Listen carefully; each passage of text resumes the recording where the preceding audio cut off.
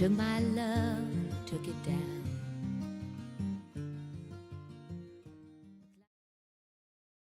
Mariama Camara is the founder of Canafrique, a sustainable chain of stores on the Ivory Coast of Africa that offer natural and affordable quality products made in Africa by African women. She hires women to produce shea butters, cacao, natural oils, soaps, and aloe vera gels to help create more jobs for women in Africa. In addition to being an entrepreneur, she is also a humanitarian and advocate for women and girls throughout West Africa. Mariama established There Is No Limit Foundation to help put an end to female gender mutilation. Her contributions have enabled more young girls to proudly say they have not been cut.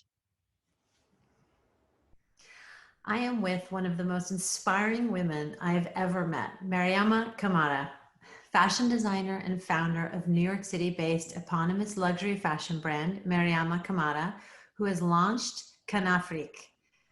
It is a one-of-a-kind, sustainable concept store that sources locally produced, handcrafted, organic products from Africa.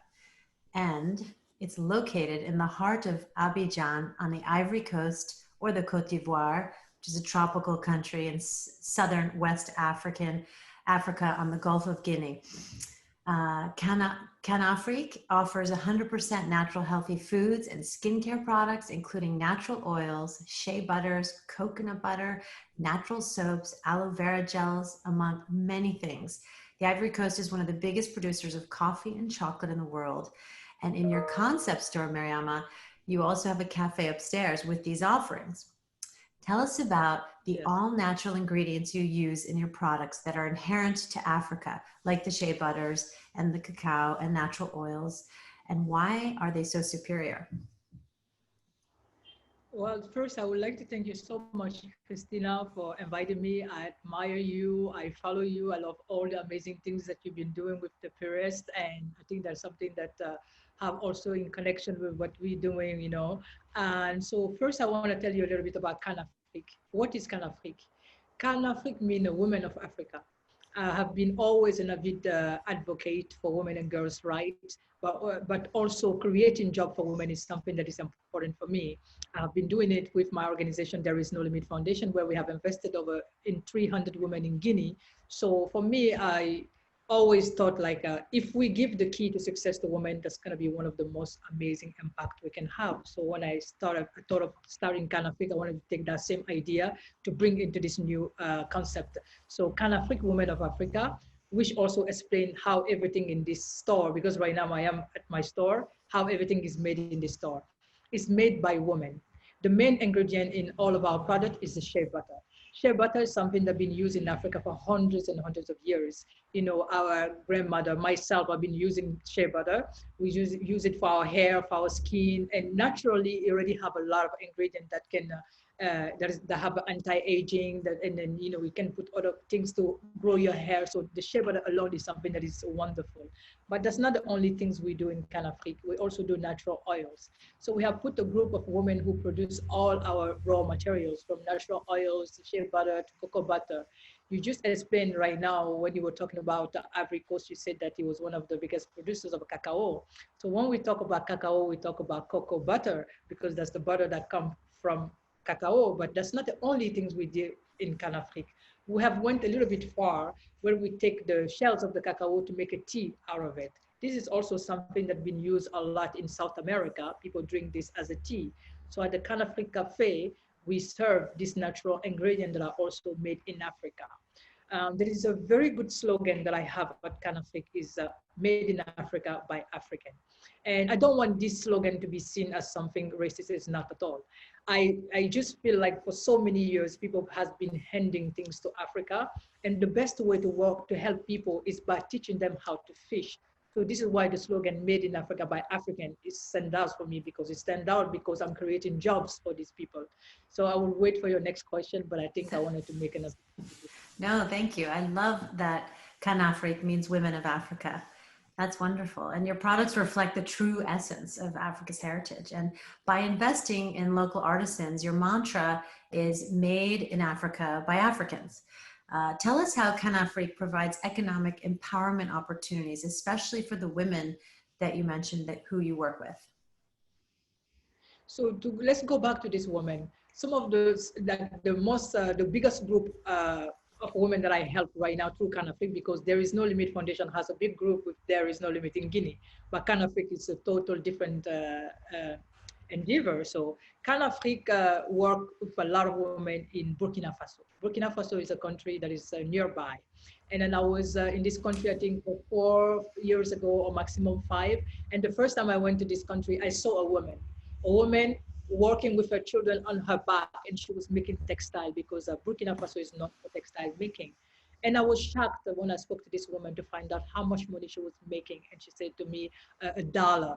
A dollar, can you imagine? She's working from day to the late afternoon with a baby on her back, weaving this A product. dollar a day. A dollar.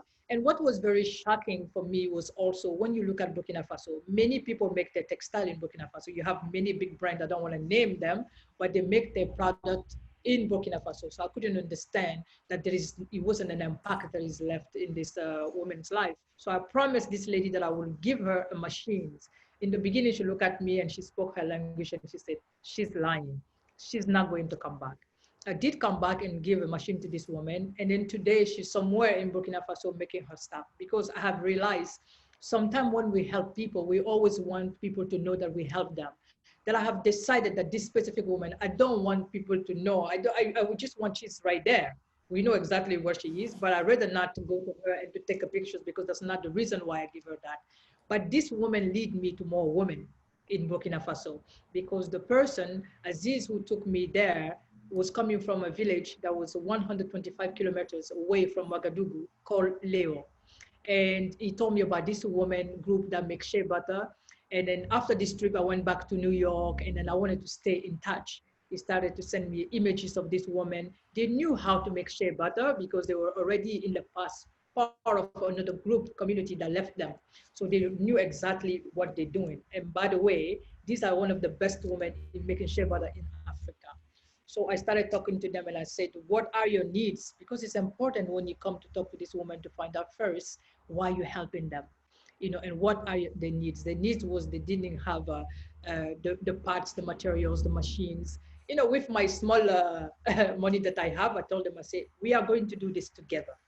And this is what I always say to people, either it's my artisan through Mariama Fashion Production or Canafric. I tell them, I am not here to become wealthy. I want all of us to be wealthy together. So what I mean by that, I give the machines to this woman. I pay 15 machines for them. I bought all the pots. I'm the one who buy all the seeds. They have uniforms and everything. They already know what they're doing.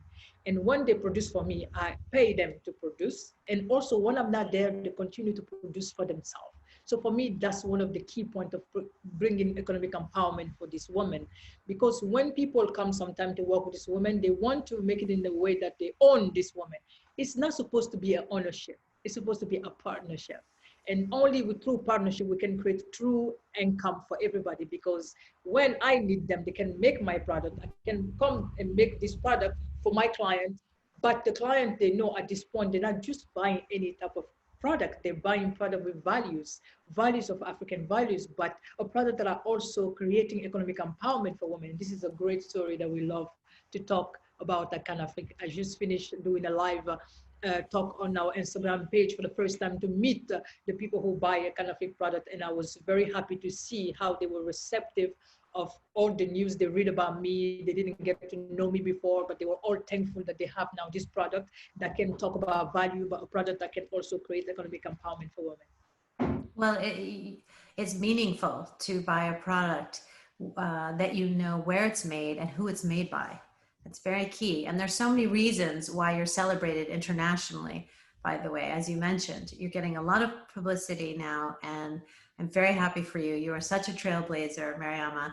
So one of the aspects of your business is sustainability, which is obviously a topic that's very important these days. As a sustainability conscious brand, Canafric aims to become 100% sustainable with outlets across Africa and beyond by 2023. with products made from these raw ingredients we talked about. The Canafri coffee shop and the Canafri epicerie offers 100% natural products produced in this ethical, eco-friendly manner. To improve environmental sustainability efforts, you've implemented recycling mechanisms and other biodegradable, reusable packaging options for customers in order to curb plastic waste. So you really thought of everything. Tell me more about that effort and why is sustainability such an important part of your business model? Well, sustainability is important for my business model because you have to understand first my background. I have a background in textile. And when we talk about fashion, fashion is one is power because I wouldn't say one like one of the top. I would say one of them because textile is not the only polluted industry, but textile has like the fashion industry has a big role in polluting through the textile making. So for me, it started first with my fashion production when I was coming to Africa, producing all this textile for my client. I was noticing something, you know, when you work with chemical dye, it's very quick to make the textile. In a few minutes, we have the product. Yet when you do with natural dye, it's something different. So when I will come back, you know, of course, when I work with my artisans, they all have face masks, they protect it. But once I leave Africa, I have no control over what they're doing.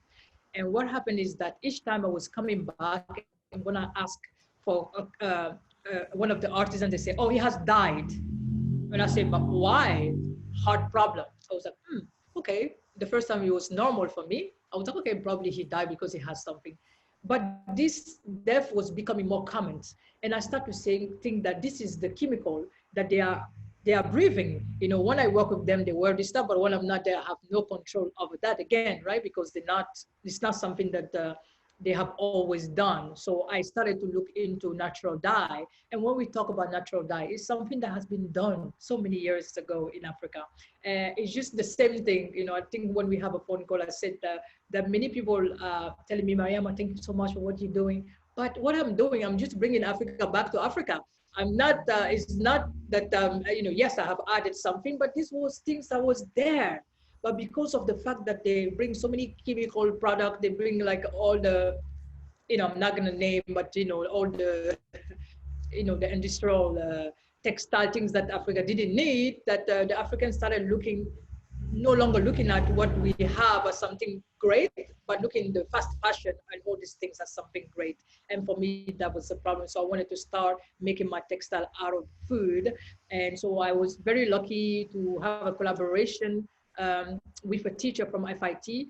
And last year, not last year, but last year was 2020, it's almost like it's not a year. 2019, we got a chance to do our first workshop. We did 2 in Ivory Coast and 2 in Guinea. Here we were able to use a product like onion skin, because when we talk about sustainability, sustainability has to be also how we can recycle the waste, right? Every woman in Africa cook. And when we cook with onion skin. There's something that we throw it away. What a beautiful thing to know that these onions will no longer be thrown away, but we can make beautiful textile out of it. So for us, we started first there by recycling all this onion skin. And when we eat avocado, we keep the skins. You know, we started to look around our community.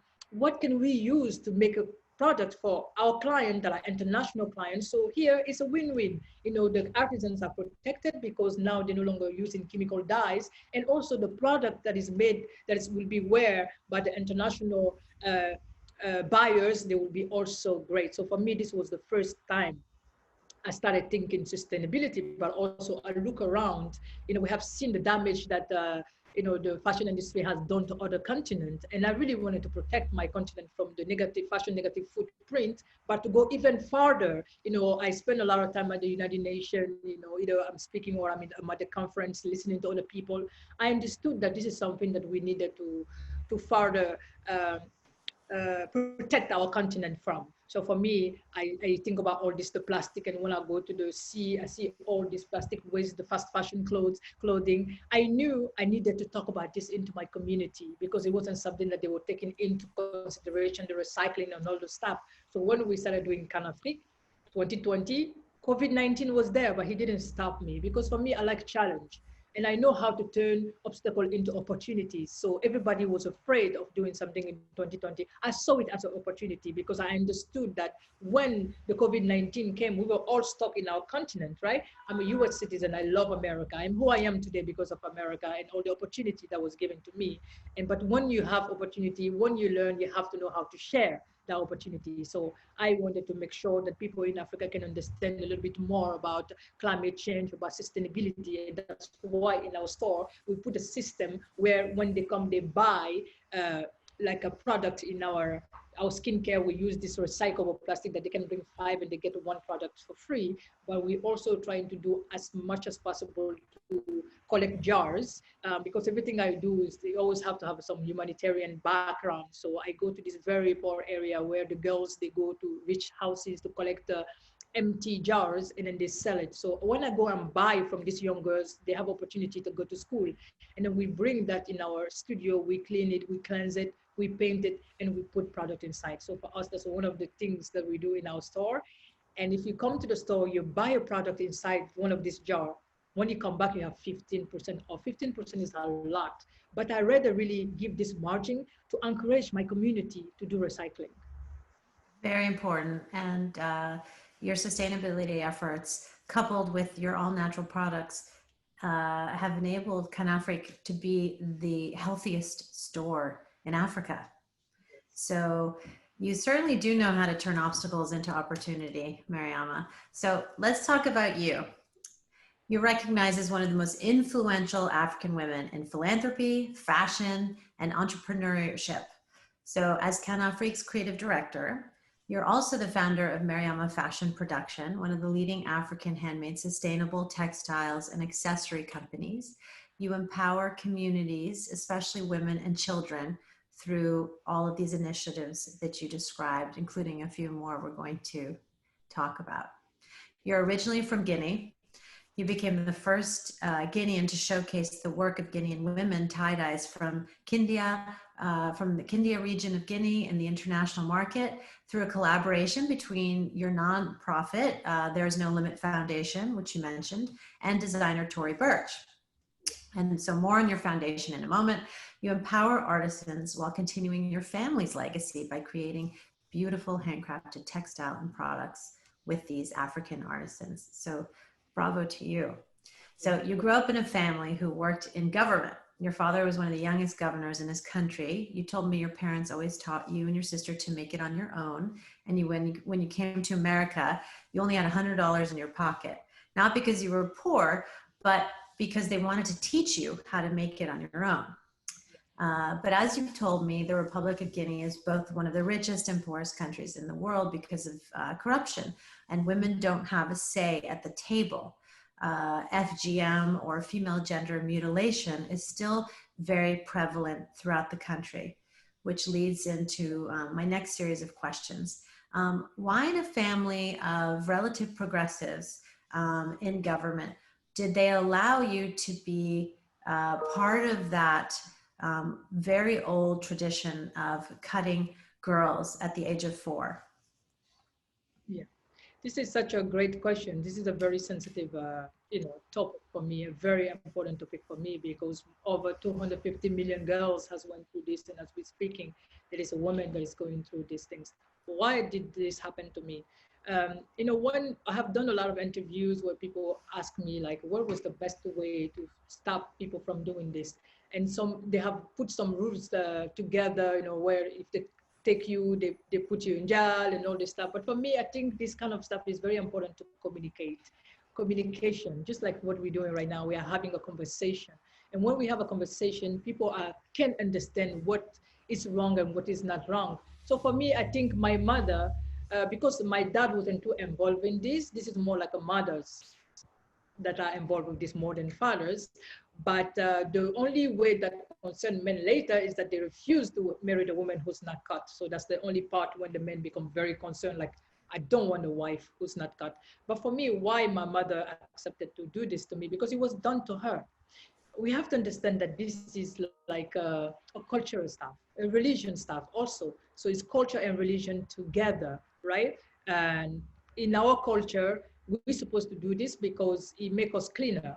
it make us better. Like for the mentality are changing now, but if you go deep, back in the days, a woman that is not cut, or even some, it still happen, they hide, you're not considered to be clean. So this is for us, when they cut you, is also a way for us to, for you to become a woman, right? Because you become a woman because you cut. But for me at 4 years old, how can I even become a woman? You know, I don't know nothing, because you have to understand this always happen throughout summertime, because that's the time that the children don't go to school. And when you do this, it takes 3 months. So this is exactly the 3 months that you will go back to school. So you have time to heal. And this is something that is done in different part of the world differently. Mine was done with the scissors. Some people is done with a knife. Some people is done with blade. It's something that is really, really raw, very difficult, because you don't get a chance to be numbed, right? Mine, I remember it like it was yesterday, and this is why I encourage every parents, by the way, not to think like, oh, my child is so young, she doesn't know what's going on. I know what's going on around me for a very long time. I recall, and still now, this is like it's happening yesterday. I see these things happening like I'm talking to you right now. I was in a room, it was my mom and the nurse, okay? And it was a fan. You know, the bed was there, the fan was there. My mom would whisper to her, Nestle, and say, please don't take too much out. She's my last baby. Because they didn't know they're gonna have Aisata, my little sister, you know, but I was very jealous. I wanted to be the only child, right? So she would say, just take a little bit off. And the lady said yes. So I was lucky enough to be cut, but mine is not totally gone, you know. But I have to say, you know, and I mean, we're having an honest conversation. I have to say that in my relationship, I had to really learn myself, like how to really, you know, please myself in order for men to please me, because this is one of the things that are very difficult in this situation when you get cut. But I cannot, you know, you have some women, this happened to them a little bit older. My little sister, I think it happened to her when she was 12 years old. Some women, it can happen later. And I have one of my uncle who married actually an American woman. And this American woman, when they were in love, before he married her, he requested for her to get cut. And she cut herself. She was cut to marry my uncle. So for me, these are things, tradition that need to change now. It need to change because people can die from this. You know, it's a lot of medical problems, you know, even when you're having a baby. If you are cut, it's not something that's good, but also I feel like it's the right that they're taking from us. We have the right to our body. You know, nobody's asking us, do you want this to be done to you? You're just getting, you know, they're just coming and saying, okay, today is your turn.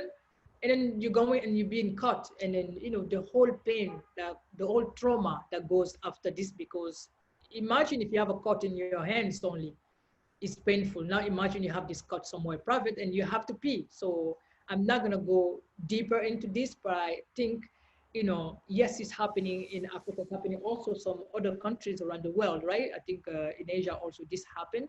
But I think this shouldn't be only our problem because it's happening to us. It should be a problem of every other woman. And I'm glad that you are talking about this, because when you talk about this, then your community and all the people watching us will understand that there is something that is happening to other women that are not right. And we can all come together to put an end to this practice. Thank you for explaining that process, Mariama. You know, the cutting to control a woman is an archaic tradition, and you have done so much to get away from that and help young women. It's very traumatizing. You also told me about how they sew up the private parts until the wedding night, and then a man will literally cut you open, which can be sometimes quite aggressive. And it's really, you know, for this Western thinker, it's unconscionable to treat a woman like that. But you are remarkable to have endured this, and in a sense, you've turned pain into purpose.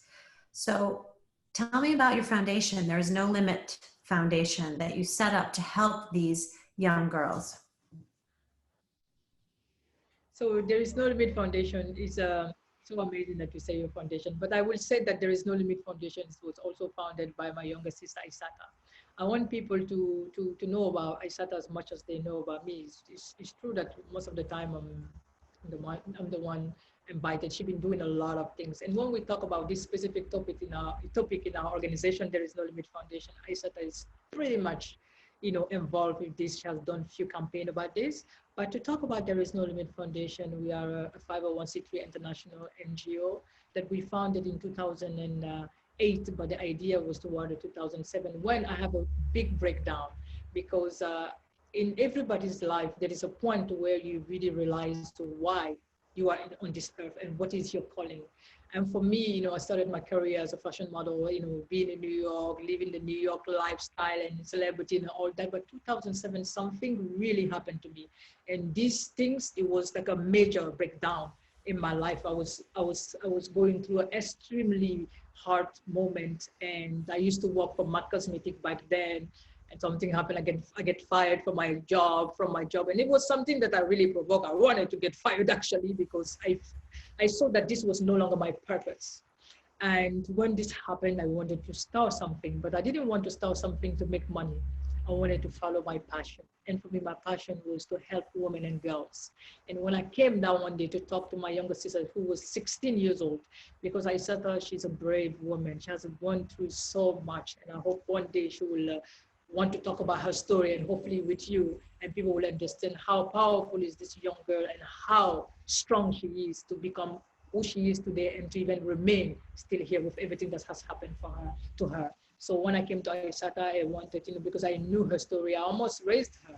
We are best friends, so we knew what happened to both of us, and then we wanted to create something through our experience, but we didn't want people to feel sorry for us, neither to feel sorry for women who are going through specific things. And we wanted to give something that is so important, economic empowerment to women, because I feel like women can be controlled so much through economic empowerment. If the man can kind of like always provide for you and you don't have any say, you automatically become a slave, but when we give that opportunity to a woman to be able to be free and to raise her children, I think she will have dignity. Dignity is one of the things that we have at There Is No Limit Foundation, dignity. We wanted to give dignity to this woman. So we started by giving $250 to one woman. And Fatoumata Bangura, we have told her story many times, but it's because her story is very important for us. She was married and divorced, married more than one time, and she was segregated into the community that she was in. And so when we gave her these opportunities, we saw how this opportunity was good for her. We gave her hope, just like Tory Burch gave me hope. I know this is a story many people don't understand. When I talk about Tory Burch, because I know we talk about my foundation, but for me, yes, I was there, but Tory Burch is the woman who really changed my life, and she doesn't even know about it. If she knew how much, I think she does. I think she knows. But sometimes people don't know, but for me, she's the one who really gave me that opportunities, because if it wasn't for Tory Burch, really, we could have done all these things with this woman. Nobody would have known about them. So I want to thank her for that. And so in this 250 we give to this woman, she becomes successful. We said, why not give these same opportunities to more women? We end up giving it to 300 women who make textile. So that's not the only things we do at There Is No Limit Foundation. That program is called Sustainable Development and Entrepreneurship. That's what we do with empowering women, through textile, through agriculture, and giving them other opportunities to come out of poverty. We also give opportunity to children, especially young girls, to go to school. I didn't get a chance to finish my school because I always knew that I was going to be an artist. My father and my mom did very well educated. They said, Mariama, you got very lucky. You didn't finish, but you're successful. You're lucky otherwise. And I say, thank you. So I encourage all the young girls not to continue like me. I would say school is something that is important. I am successful today because I had to educate myself. Believe it or not, I read a lot. I had to learn about business. I had to learn about doing everything. So education is so important. So that's why we wanted to give also to these young girls. We have like a maternal health. Maternal health, this is something that most people don't know about or talk about, but many women die when they're giving birth. And growing up, I used to hear this all the time. But it affected me when I lost my sister-in-law, who was having a baby. She was very young, having her twins baby. She died with one of the twins.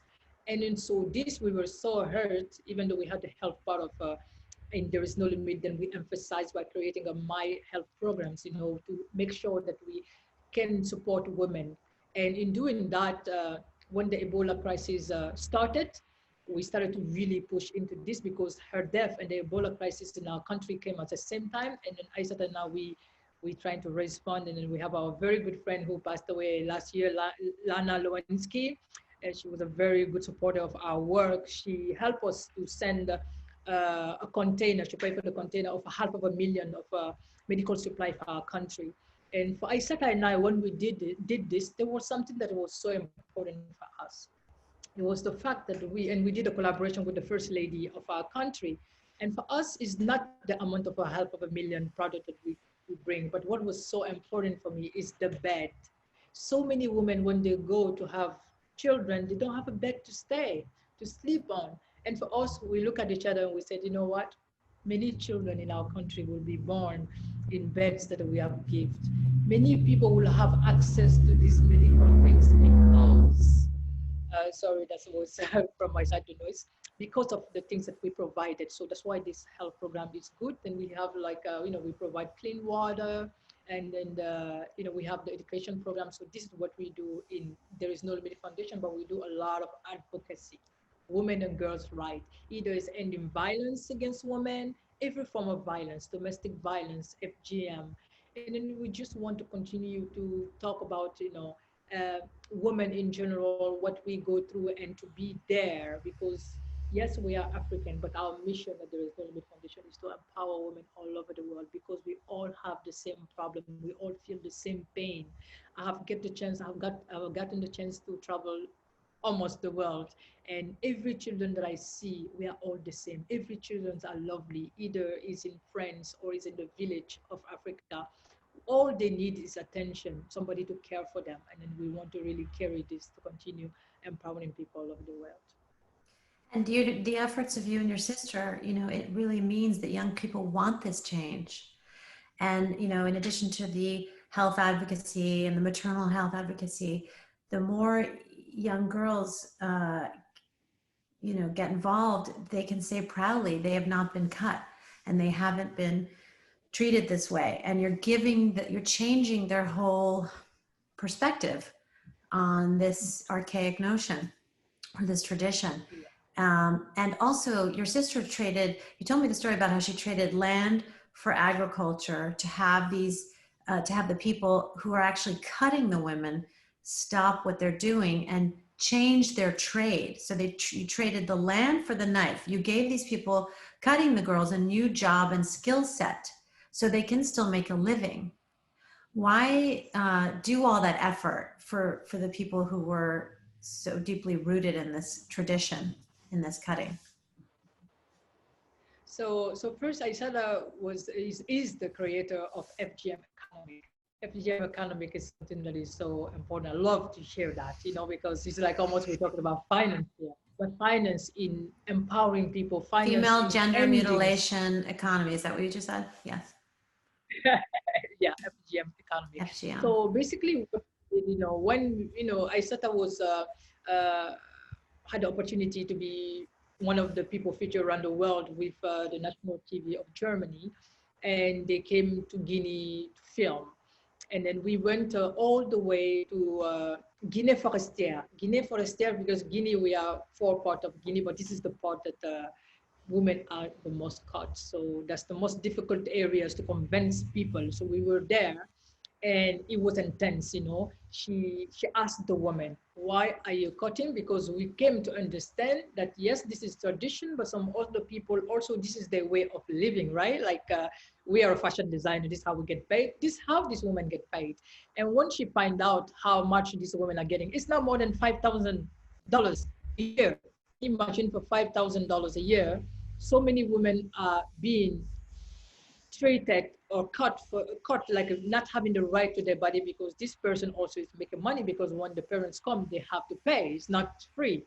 We don't get cut for free, right? At least if it's done by your grandma who decided, but there is a woman called Sema. We call them Sema. They're the one who cut. And when I started to talk about this, she understood that these women, they wanted income.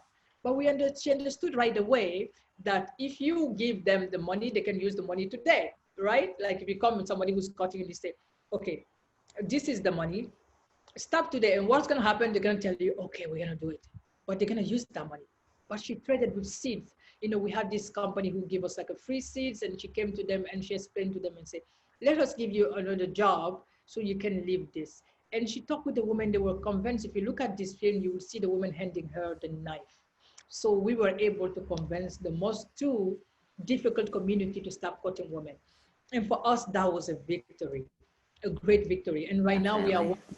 very, very good project for them that we are not ready to talk about, but we think that soon everybody will get to know what we are doing for this woman in that community, exactly that community where they give us back the night. So you were here in New York and you could have stayed. You once told me it is more than a medical issue, for at its heart lies the human rights of girls and young women to lead healthy and empowered lives in control of their own bodies and as active members in society. Why was it important for you to go back to Africa? Well, yes, it was important for me. I'm still in New York. I'm a US citizen. I love, like I said, I couldn't achieve none of these things if America, didn't give me the opportunity. I go back to Africa because I know that they need me. I wanted to, like when people ask me like, oh yeah, but all your companies, Mariama Fashion Brand, Mariama Camara, I'm not a narcissist. I want people to know that Mariama, why Mariama? I want when every time they hear Mariama, for them to know that this is not about venting, but this is as a referral, for them to understand that the young African can go to America, because America is known as one of the biggest, it's a dream, right? To go there and succeed with just the $100. That's how I traveled. I traveled to America. I started from the bottom like everybody, and to even be able to meet somebody like Tori, to see Michelle Obama wearing our stuff, and to be able even to talk to you, for me, that's like a, a fearlessness. So I came because I want to build more strong women. I want to build more fearless women. But moreover, I want to show this young woman that today, yes, the American dream exists, but the African dream also exists. They don't need to always travel to go, but they can build their African dream here right now with what they have. Like they said, stay where you are, begin with what you have. And so I came really to really share my experiences with them and how I made it, and moreover to become a mentor for them, because we can have a mentor with whom you talk one-on-one, but also the mentor can just be somebody you watched, right? I spent 2 days ago, I spent like more than 2 hours listening to Oprah Winfrey. Oh my God, she was giving all these tips, about how she made it. Was so fascinating. Or when I listened to Tori Burch, like giving all this stuff, I love Tori, honestly, because the way she does business and all this stuff. So I'm like, okay, these are other women that have done. I don't have to have a one-on-one mentorship with them, but I can look at them from far away and take a few tips. So for me, that's exactly why I came in this, come back to I'm here in my continent to teach them everything that I have learned. When I hang around you, amazing woman, all the things, the tips, how you dressed and all that, I want to bring that here, for them also to have that. I want everybody to live good. Mariama, you are an inspiring story of perseverance, compassion, and success, the definition of beauty inside and out. And I am honored just to be able to share your story today. What is the best advice you can give a young woman today? Believe in yourself. Believe in yourself is very important. Dream big. I always say this, because if I didn't dream big, I wouldn't even be the first African woman to start the store. And I think if I was doing that, it's because I believe in myself, because I dream big, and I would say, be fearless.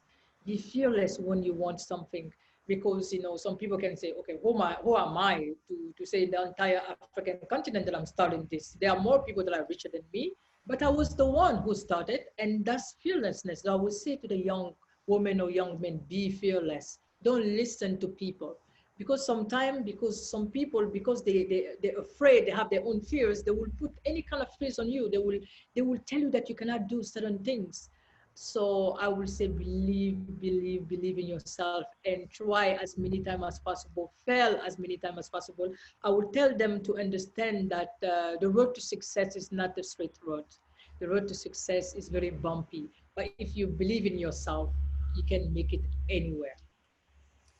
Well, I wanted to thank you and thank you for your time, Mariama. And I also wanted to mention your websites so people can go and see the incredible store you've created, the concept store, the sustainable concept store in Africa on the Ivory Coast. Go to Canafrique, KANAFRIK.com, and check out Mariama's beautiful effort. And also you can go to mariamafashionproduction.com and please visit her foundation, thereisnolimitfoundation.org, and read more about the incredible work she has done to support these young women and women in Africa. Also, her Instagram is at Mariama Fashion Production and Mariama Official. So those are the two. And Twitter, Mariama World.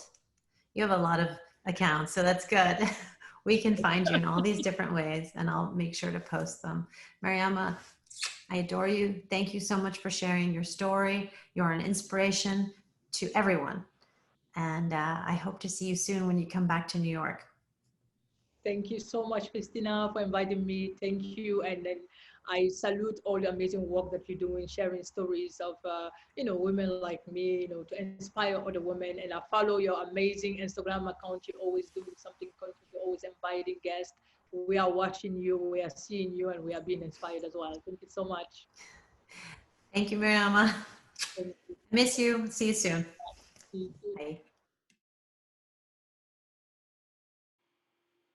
A very special thanks to Brain Juice. Boxed water is better. OHO Full Spectrum CBD and Rejuvenation Health.